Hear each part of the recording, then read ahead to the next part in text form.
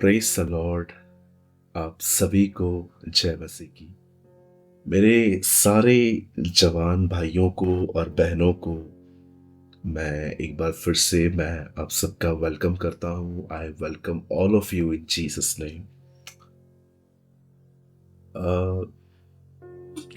आज का जो वर्ड है वो विशेष एक ऐसा वर्ड है जिनको ये उनके लिए है जिनको बहुत ज़्यादा गुस्सा आता है। मैंने बहुत समय पहले एक किसी के मुंह से ये वर्ड सुना था, anger is a worst than AIDS. जो गुस्सा है वो एड्स से भी गंदी बीमारी है। उस टाइम पे जब मैंने ये वर्ड सुना था तब मैंने इसे बहुत नेगेटिव वे में लिया। मैंने कहा कोई ऐसा कैसे कह सकता है कि, लेकिन जब मैं आगे बढ़ा तो मुझे लगा कि हाँ ये बिल्कुल सच है। एक आदमी अगर वो बीमार है तो भी प्रभु से स्वर्ग ले जाएंगे, लेकिन अगर एक आदमी बीमार नहीं है, वो हमेशा गुस्से में रहता है, तो मेरे ख्याल से ये बहुत खतरनाक है। आज बहुत सारे जो लोग हैं गुस्से में गालियां निकालते हैं, गुस्से में चीज़ों को उठा के एक दूसरे पर फेंकते हैं, गुस्से में आके वो एक दूसरे का नाम खराब करते हैं। Yes, anger is a worst than AIDS. ये एक गंदी बीमारी से भी गंदा पाप है। सो आज मैं बात करूंगा आपसे इस बारे में कि हम इस पे कैसे जय पा सकते हैं। और ऐसा भी नहीं है भाइयों बहनों कि मुझे पूरी तरह से इस विषय पर विक्ट्री है। नो, मुझे भी गुस्सा आता है, मैं भी कई बार रूड हो जाता हूं, लेकिन इतना जरूर कहूंगा कि अब मुझे सेकंड्स पे पता चल जाता है कि आई एम रॉन्ग और मुझे माफी मांगनी चाहिए। और अगर हम एक ऐसे एटीट्यूड में जिंदगी जिएंगे तो हम बहुत ही इजीली और बहुत ही जल्दी इन बातों पर जय पा सकते हैं। आज एक वर्ड मैं आपके सामने रख रहा हूं। ये जो वर्ड है ये मत्ती के 5 अध्याय में है। ये वर्ड है 5 वर्सेस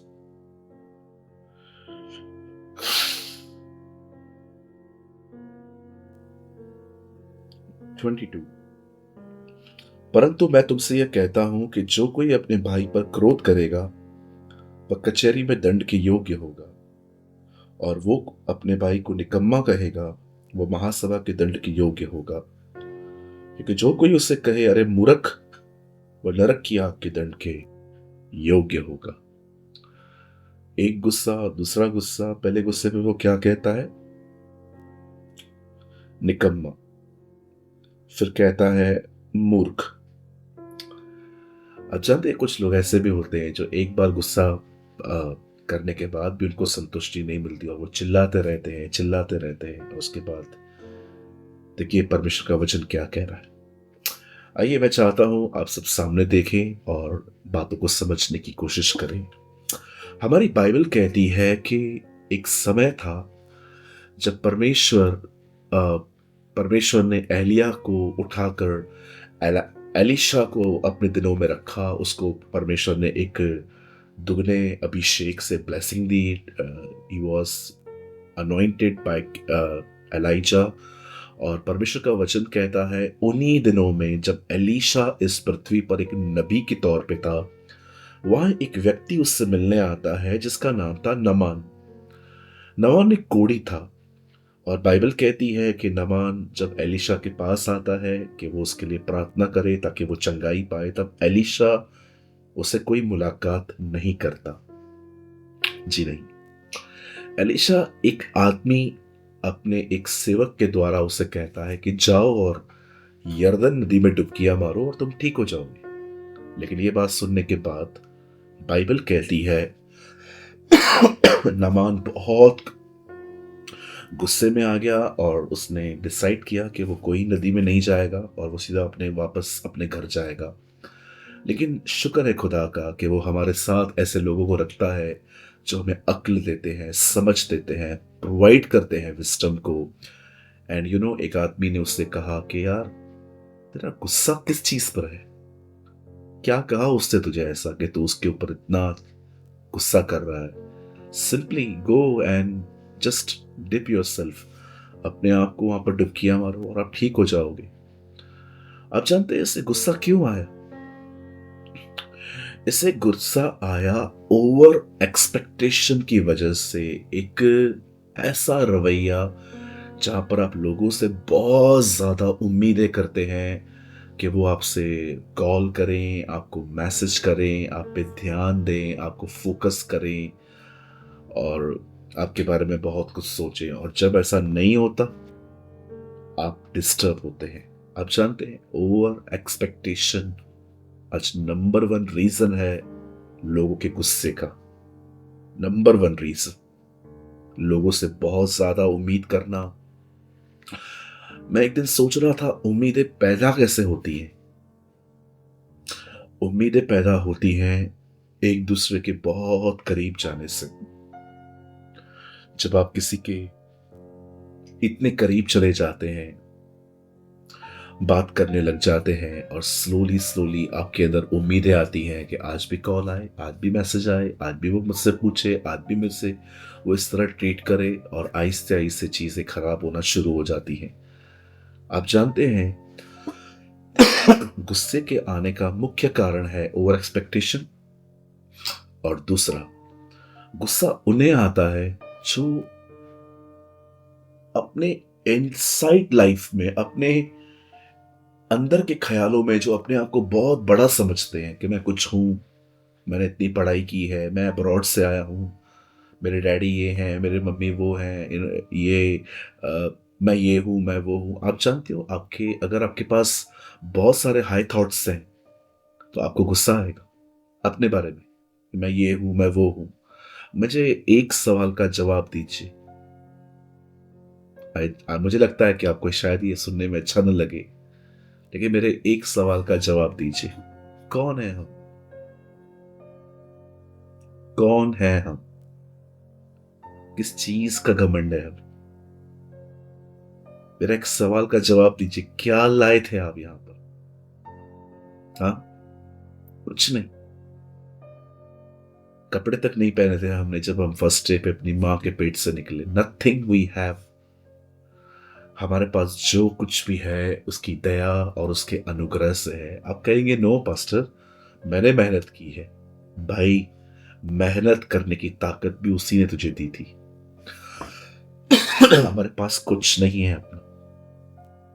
हम सिर्फ एक चीज डिजर्व करते थे और वो है नर्क, क्योंकि बचपन से हमने ऐसे ऐसे गुनाह किए हैं जो हम बता नहीं सकते लोगों को।